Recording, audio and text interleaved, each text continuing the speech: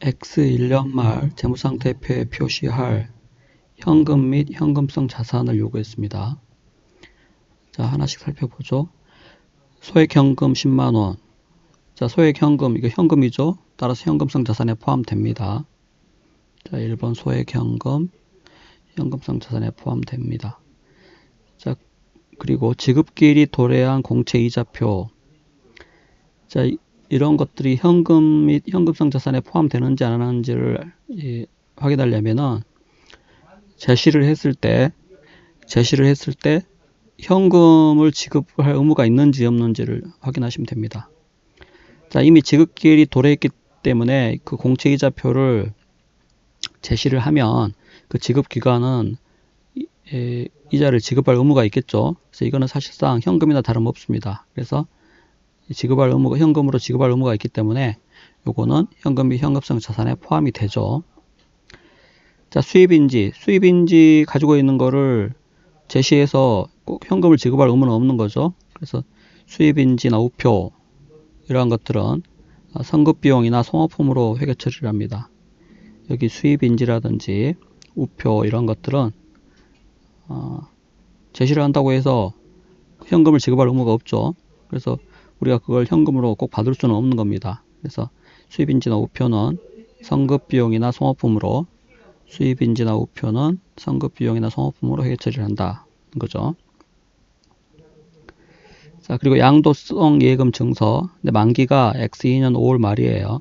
그래서 지금 아직 만기가 기말 현재부터 5달 더 남았죠. 이 취득을 언제 했는지 모르지만 좌우지간 만기가 최소 5개월 이상이죠. 그래서 이렇게 만기가 긴 것은 현금 및 현금성 자산에 해당하지 않습니다. 그래서 아까 수입인지도 해당하지 않았죠. 자, 여기 해설을 보면은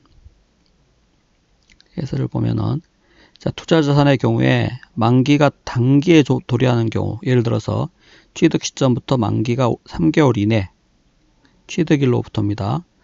이때만 현금성 자산으로 분류합니다. 자, 따라서 이렇게 아까 양도성 예금증서 만기가 긴 것은 3개월 초과하는 이렇게 긴 거는 당연히 현금성 자산에 해당하지 않는다는 것이죠. 자, 여기서 한 가지 주의하실 점이 이 취득 시점부터 만기가 3개월 이내여야만이 현금성 자산이지, 이게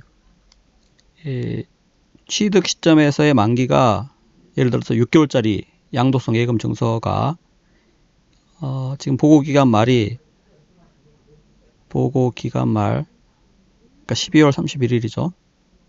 X1년 12월 31일인데 만약에 만기가 6개월짜리 양도성 예금 증서가 X2년 1월 2일 날 만기라고 해서 이거를 현금성 자산으로 회계 처리하는 건 아닙니다.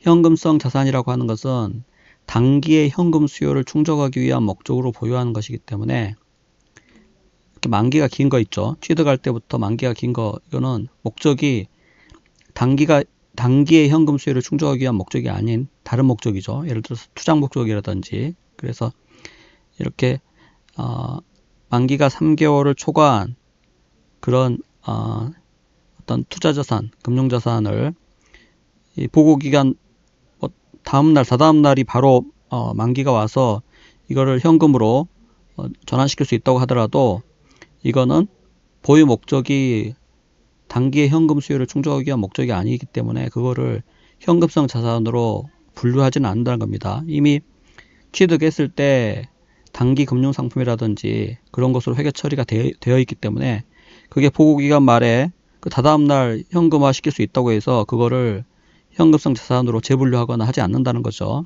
그래서 꼭 주의하시기 바랍니다. 취득 시점부터 만기가 3개월 이내여야만이 그것을 현금성 자산으로 분류를 하는 것이지, 보고기간 말로부터 만기가 3개월 이내인 그런 투자자산을 현금성 자산으로 분류하지는 않는다는 겁니다. 꼭 주의하시기 바랍니다. 자, 그리고 타인 발행 당좌수표. 타인이 발행한 당좌수표는 은행에 제시하면 바로 현금을 지급합니다. 자, 그래서 타인 발행 당좌수표는 현금성 자산에 포함이 돼요. 현금 및 현금성 자산에. 자, 우표 마찬가지. 우표를 제시해도 현금으로 지급할 의무는 없는 거죠. 그래서 우표 아까 수입인지 마찬가지로 선급비용이나 소모품으로 회계 처리합니다. 자, 차용증서. 여기서 얘기하는 차용증서는 종업원에게 이제 자금을 대여해주고 그 다음에 차용증서를 받아놓는 걸 말하겠죠. 그래서 이러한 것들은 대여금입니다. 즉 수취채권이죠. 종업원의 어떤 차용증서는 수취채권, 즉 대여금으로 분류하지 현금성 자산에 해당하지 않습니다. 자, 그리고 은행이 발행한 당좌예금 증명서상 금액, 잔액 70만원 나와 있는데, 이 은행이 발행했다고 해서 이 은행이 발행한 당좌예금 잔액이 꼭 정확한 금액은 아니라는 겁니다. 자, 그래서 정확한 당좌예금 잔액은 은행 계정 조정표를 통해서 확인을 해봐야 되죠. 자, 그래서 여기 정확한 당좌예금 잔액을 알기 위해서는 은행 계정 조정표를 한번 작성해 봅시다. X1년 말 기준으로 해서. 자, 은행 측 당좌예금 잔액은 70만원이죠. 70만원 기입을 했고, 자, 은행과 회사 간의 당좌예금 차이 원인이 나와 있는데, 자, 은행이 회사에 통보하지 않은 매출채권 추심액 5만원 있습니다. 자, 매출채권이 회수가 됐는데, 은행에서 추심을 해서 매출채권이 회수가 됐는데, 그러니까 은행의 어떤 당좌예금 잔액은 이미 증가가 됐어요. 매출채권이 회수됐기 때문에. 근데 회사에 통보를 하지 않았기 때문에 회사의 당좌예금 잔액을 증가시켜야겠죠. 회사는 그걸 모르고 있기 때문에 이미 회수가 됐는데 모르고 있었기 때문에 은행에서 그거를 알려주는 즉시 은행이 통보하지 않은 그 당좌예금 매출채권 추심액을 회사의 당좌예금 원장 금액을 증가시켜야 됩니다. 그래서 회사 측 잔액에 증가시켜야 되는 금액이죠. 자, 그 다음 은행이 회사에 통보하지 않은 은행 수수료. 자, 은행 수수료가 있어 가지고 이미 은행에서는 수수료를 차감했습니다. 은행 측 당좌예금 원장에는. 자, 그런데 회사에는 아직 통보하지 않았기 때문에 어떤 게 정확한 거예요? 이미 은행 수수료 차감을 하는 게 맞죠. 자, 따라서 회사 측 당좌예금 장부 원장을 은행 수수료만큼 감소시켜야 됩니다. 그래서 빼줘야 되죠. 자, 그 다음 회사가 당해년도 발행했지만 은행에서 미인출된 수표. 회사가 이미 발행함으로써 회사 측 당좌예금 원장에서는 이미 차감을 합니다. 자, 그런데 그 당좌예금 그 수표를 받아간 상대방이 은행에 지급 제시를 해서 은행에서 지급을 해야 되는데 아직 은행에 제시를 안 해가지고 지급 제시를 안 해가지고 은행에서는 아직 자금이 안 빠져나갔어요. 자, 그런데 어떤 게 정확한 겁니까? 회사에서는 이미 수표를 주면서 당좌예금 원장에서 차감을 했죠. 그래서 사실상 빠져나간 거나 다름없다는 겁니다.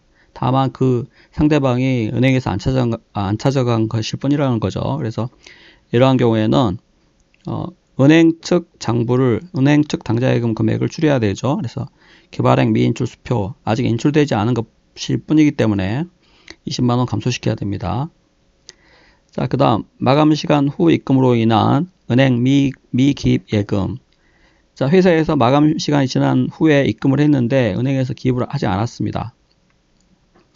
요즘에 전산화 돼가지고 이런 일이 없겠지만은 과거에는 이렇게 마감시간 후에 입금으로 인해서 은행 미기입 예금이 상당히 빈번했죠. 그래서 이미 회사에서는 입금했기 때문에 실제 입금한 겁니다. 그래서 회사의 회계 처리가 맞는 거죠. 그래서 은행에서 아직 기입을 하지 않은 것이기 때문에 은행 당좌예금 금액을 증가시켜 줘야 됩니다. 그래서 은행 측 금액을 증가시켜야 되죠. 자, 따라서 정확한 금액은 은행 측 금액 구해보면은 얼마입니까? 70만원에서 20만원 차감하고 30만원 가산하니까 80만원이 맞는 거죠. 그래서 정확한 당좌예금 금액은 80만원입니다. 이게 이제 정확한 금액이죠. 그래서 역산해 보면은 회사 측의 조정 전 금액은 정확한 금액이 조정 후 금액이 똑같을 것이므로 역산하면은 회사의 조정 전 당좌예금 원장 금액이 85만 원이었을 것이라는 걸 알 수가 있습니다. 물론 이 문제에서는 이걸 굳이 구할 필요는 없죠. 자, 그렇게 해서 기말 현재 현금 및 현금성 자산 금액은 다 더하면은 120만 원입니다. 그래서 답이 2번이죠.